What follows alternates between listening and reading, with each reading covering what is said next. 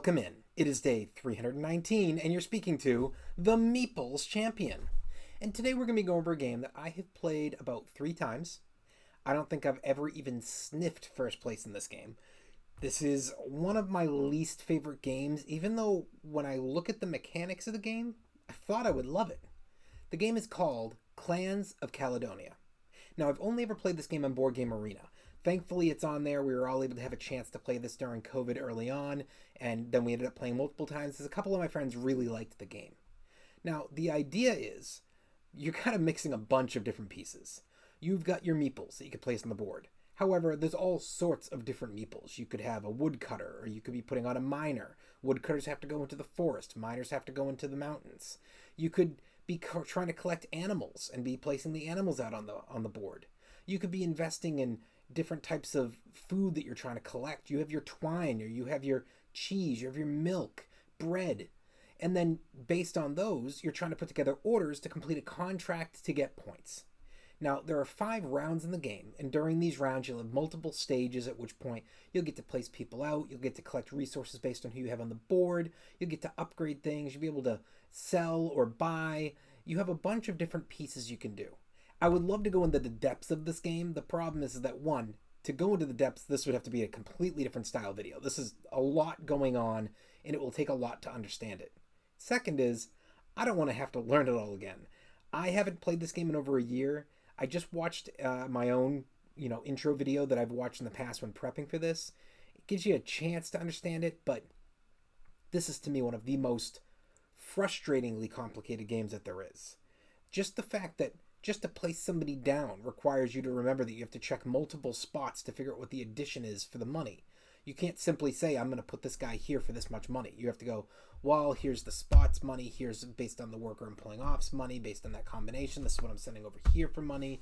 Well, now we're going to go and collect. Now we have to make sure, are they bordering somebody? You can't have more than 2 people or 1 person in a space. There's so much that comes into this game. I feel like if you were to work hard enough, you could memorize and understand all the rules to the game and yet not understand a piece of how to use those rules to actually play the game. I personally am just not a fan. However, I want to judge this game on the 7 categories and see where it ranges for us. Now, when it comes to the art, the box is mundane. To me, it's some sheep, it's some woods and some fields. It's very just basic.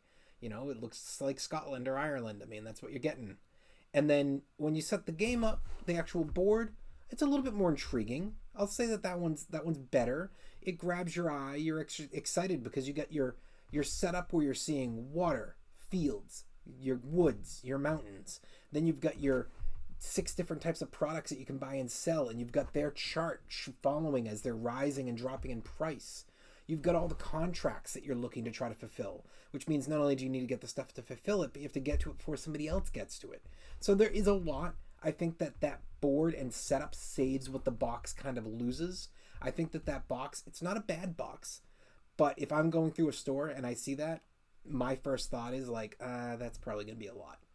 And then I just don't want to look at it any further. Whereas if I'm walking around a room or a convention and I see the game set up, I stop for a minute and I look and I want to see what's going on. So I'll say that saves the box art. I'll give it a thumbs up.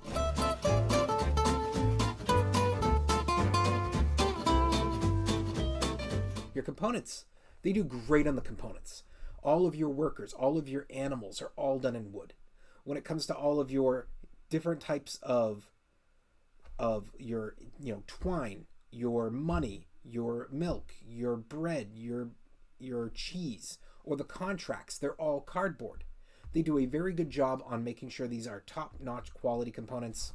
Thumbs up. Your price. So this is a game that's probably coming in at about $60. It could be more expensive than that, only because it's rare. It might go as high as $70. I would never introduce this to a kid or beginner. I don't even think a lot of experienced players are really somebody I'd recommend this to. This is an expert level player game only. And for me, it's not very available. You're never finding it in a regular store. You might find it online, but it's probably going to be pricey online. In stores, it's like 1 out of every 5. I don't know if I've actually ever seen this on a shelf before if it wasn't a convention. So for me, the price is just way too much, way too little availability, and it's a hard game to get to the table. Thumbs down. Difficulty. This is not an easy game. Going right back to it. Kids, beginners, and most experienced players are out. This is expert only. That's it. And for me, that's not enough. Thumbs down.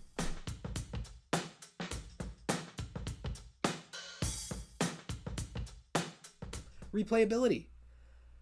No. Just no. Even if you like the game, which is not to say you couldn't. I know people who do. They enjoy the game a lot. And then, of the 5 of us who play together, 3 people don't like the game at all, so the game never gets chosen because of it. Thank goodness nobody bought it, and it's only a game we have on Board Game Arena, because otherwise it would have been a waste of money and a space on somebody's shelf. For me, this is a game that is not one that you're going to have replayed. You're not playing this with the same group probably very often, and if you are going to buy this game, it's going to be because you have legitimately a group that everybody likes it, and it gives it a chance to get to your table 5-6 times a year. So for me, replayability, thumbs down.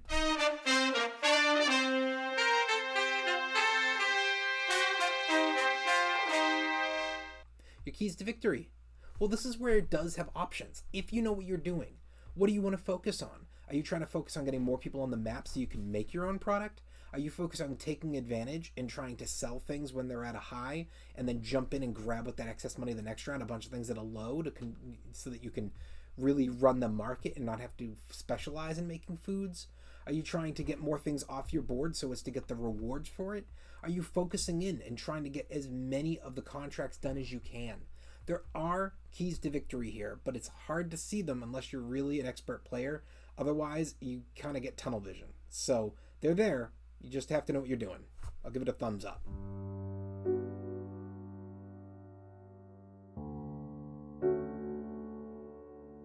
Is the game unique? I mean, to me, this game, it's complicated, but it's not unique.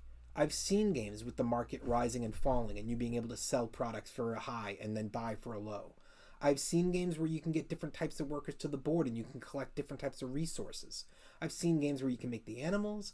I've seen games where you can go and complete contracts. I've seen games where things have to go to specific topographies. This already exists in multiple other ways. I just think that this particular version is extremely, frustratingly difficult. And for that reason, it's unique only in the regard of I uniquely don't want to play this more than almost all of the other ones in its area. But in general, it's not unique. It's just more complicated. Thumbs down. Overall, what do I think? If you have a Board Game Arena account, or if you know somebody who does, jump on there to try it and see if it kind of grabs your attention. But I highly say that this is a game I would not recommend.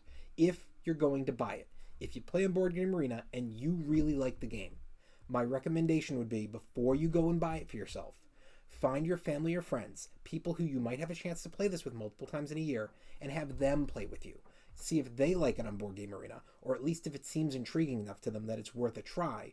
And if it works then, now I would buy it. But even if you love the game, unless you have at least 3 other people who can play this with you, or at least two, so you have a 3-player game, it's not worth it. If you don't have a group to play with, it's not going to be fun. You're never going to get it out. Even if you have people who want to play with you, if you have people who are only kind of okay with it and you're never playing with the same players, you're going to be constantly winning because you have no real competition, and that's not going to be fun. So make sure to add it to your collection if you have a group that's willing to play with you. Well, it has been day 319, and we've been speaking about the game Clans of Caledonia. And you've been speaking to the Meeples Champion. Like, share, subscribe, and check down below in the description where I'll be adding an Amazon link in case you want to get this game for your collection. And don't forget to check me out on Board Game Arena, where I can play all sorts of games that aren't this one, as well as send me a friend request. Until next time, I'll talk to you tomorrow.